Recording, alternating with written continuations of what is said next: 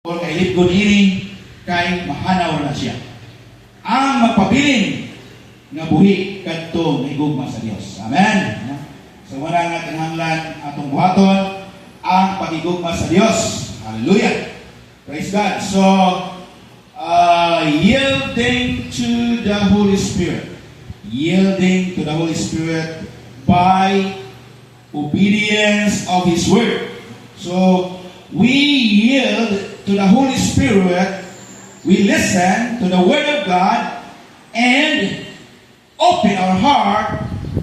Don't be stubborn, don't be rebellious, but accept whatever God commanded us. No? So, bisag unsa na isugo sa Dios, bisag unsa na ipabuhat sa Dios, atong buhaton igsoon, atong dawaton ang mga ipabuhat sa Dios, ang instruction sa Dios, aron ang Dios palipay sa kinabuhi. Amen. No?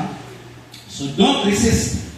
Don't resist the Word of God. Don't resist the instruction of God. But accept it and receive it.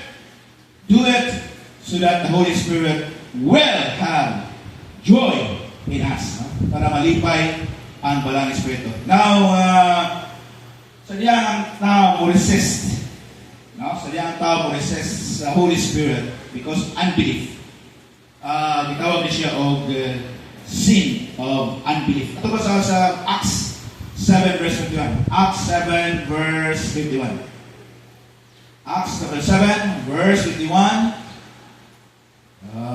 Time of Stephen. Acts 7. Acts 7 verse 51.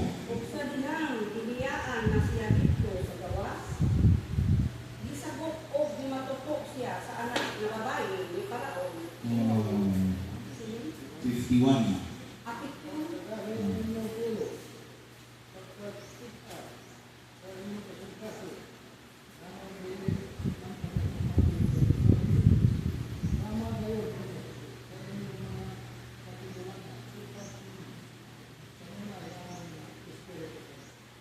Okay, so, hindi ka kayo ulo, no? Ako ay ganyan siya time, ano siya si Stephen, ipatu siya sa mga Israelites, no?